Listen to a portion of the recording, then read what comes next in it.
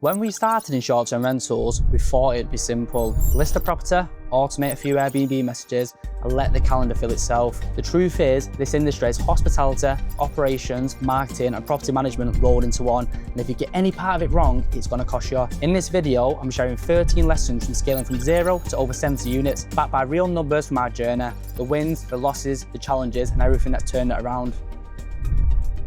Not every deal is worth taking on. When you're new, you'll feel the urge to take on anything. We learned that's a very dangerous mindset. One of our earliest mistakes was actually a 2-bed apartment in Salford Quays. On paper, it looked exciting. Prime location, near the water, so we rushed in. We overpaid just to secure it. Skipped staging, skipped professional photos, and made no improvements before launch. It struggled from day one. The calendar sat half empty, guests weren't impressed, and it never actually broke even. By the time we exited on the deal, we lost over £6,000 on the single unit. That was our turning point.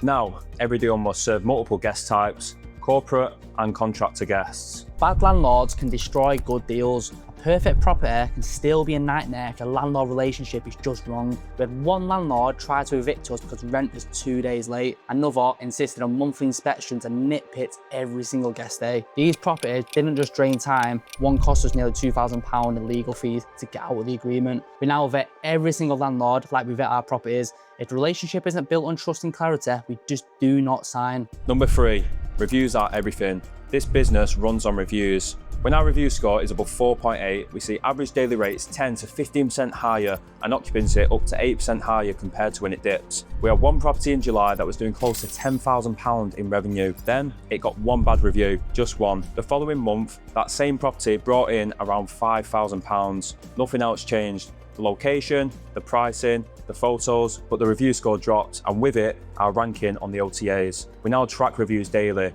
respond to every single one, and have a structured follow-up process to encourage guests to share positive feedback. Protecting your review score is protecting your revenue. Number 4, guests expect professional standards. Guests do not care how busy you are. They're paying for a service and they expect professional standards every single time. We've had to refund guests simply because there was a small stain on the bedding or a few hairs on the floor. And with Airbnb getting stricter and stricter on refunds, they'll often side with the guest and issue one, even on very minor issues. The reality is one slip in cleanliness costs hundreds in refunds and lost future bookings. That's why detailed checklists, pre-arrival inspections, and high housekeeping standards aren't optional in this game. They're essential for protecting revenue. Number 5, housekeeping is critical. Our housekeeping teams are our front line. A bad clean can wipe £1,000 off the property's monthly revenue by impacting reviews, and I've seen it happen firsthand. A few months ago, we had a booking worth £900. The guest checked in and immediately complained about the cleanliness. The bedding wasn't right, and that were areas that clearly hadn't been done properly. That booking was lost, and so was the £900. It's moments like that that make you realise that cleaners aren't just cleaners. We call them housekeepers because they manage the property in between guests. They are the biggest asset to your Airbnb business. If they don't perform, you don't perform. It's as simple as that. You need to vet them properly before trusting them with your properties, and you need to be willing to have really difficult conversations when the standards slip, because every missed detail directly impacts your pockets. On the flip side, reward the ones that do a good job. Give them more units to manage, because the more reliable housekeepers you have in your team, the more consistency you'll hit top review scores and keep the revenue flowing in your business. Number 6, systems keep you sane. We had our systems in place earlier: channel managers, cleaning schedules, and automated guest messaging. The truth is, we weren't fully optimizing them. For the first few units, we were just scratching the surface of what the software could actually do.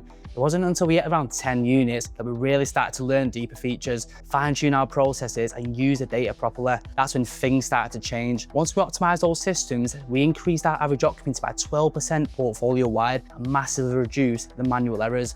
The lesson to this: having systems is one thing, getting the absolute most out of them is what moves the needle forward. Number 7, hire early. When we first started, we were working full-time jobs in recruitment. We'd be in the middle of the day at work and a guest call would come in. I remember sneaking into empty meeting rooms to answer guest calls, whispering into the phone, trying to sound professional, while also praying no one in the office would hear me. It got to the point where Kieran's phone had to stay in his locker because the management noticed. how often he was stepping away. Meanwhile, I was doing the exact same thing, juggling urgent maintenance calls while pretending to focus on the day job. We didn't hire our first V8 until we had 17 units. By then, we were already running on fumes. If we hired sooner, we could have focused on finding more deals, building better systems, and actually growing the business instead of firefighting. Now, our VA team handles 90% of guest communication and day-to-day operations. That single move freed up our time to focus on the high-value work that drives revenue. The lesson?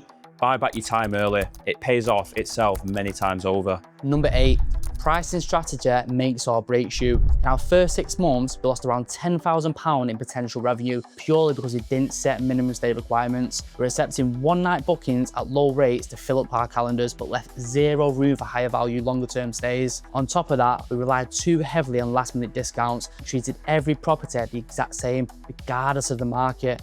Now it's the complete opposite. We tailor our pricing to each specific market, even to sub-areas within that market. A 2-bedroom property in Salford Keys isn't priced the same as a 2-bedroom property in Liverpool city centre because the guest profile, seasonality and event calendars are completely different. We've also built a better system for how we run pricing in each location. Number 9, say no more often. It might sound silly, but we turned down 20 one-bed flats in Bradford, and at the time, it was a really tough call. We nearly fell into the shiny penny syndrome, thinking if we just add more units, we'll make more money. Yeah, on paper, it would have meant over £5,000 extra in management fees per month, but in reality, we're all rundown properties in a rundown area with a guest demographic that just didn't match our brand. The landlord even admitted he had multiple break-ins at multiple of the properties. It was a massive red flag. We wouldn't have lost money, but would have taken on more issues, more guest complaints, and more management headaches, which is not what you want. And in the long run, it probably would have got us out of the game entirely. Number 10, and I can't stress this enough, prepare for low season. Our first low season wiped out nearly all our profit for the quarter. We didn't have any cash reserves, which meant we actually had to put in money ourselves just to keep the business afloat. And at that time, it was really difficult. Now we plan ahead. We build cash reserves during peak months, so we're never caught off guard again. We also focus heavily on remarketing to past guests, encouraging repeat bookings through direct offers and incentives. Low season is inevitable, but if you prepare for it financially and market strategically, you can keep occupancy and revenue steady instead of scrambling. Number 11, scaling changes your role. At first, you have to be involved in the day-to-day operations to really understand how the business runs and where you actually need to hire. Those early months taught us the details of every single process, every challenge and every moving part. But it was a massive shift for us when we actually took ourselves out of the business completely and focused solely on what it needed to grow. It forced us to get uncomfortable because stepping away means you see all the gaps that were hidden when you were in the weeds. We hired accordingly to fill those gaps, and now our main role is overseeing and growing the business. At 5 units, I was messaging guests and managing cleans. At 50 plus units, my role moved into acquisitions, partnerships and strategy. If you don't make that shift, growth will stall and your revenue will completely plateau. Number 12, and I can't stress this enough, reinvest. This ties directly into lesson 13. From day one, we've reinvested all of our money back into the business to grow the team, to reinvest into more properties and to improve our software.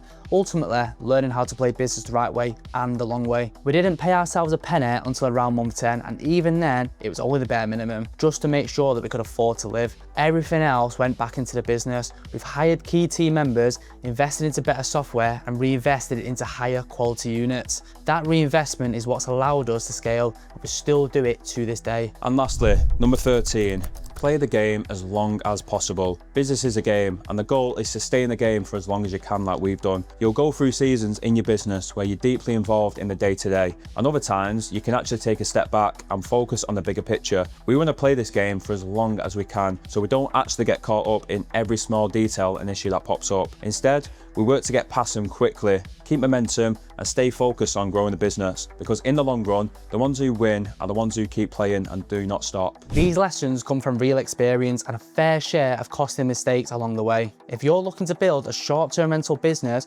apply what we've covered today and you'll scale quicker with fewer headaches. And if you want to go even deeper into what we've discussed, we put together a free weekly email series. Just submit the form in the link below. Each week, we'll send you insights from behind the scenes of what it's like to run 75 plus Airbnb units, the systems, the strategies, and the day-to-day decisions that don't always make it onto YouTube. If that sounds useful, the link's below. Subscribe to the channel if you want more content like this, and we'll see you in the next one.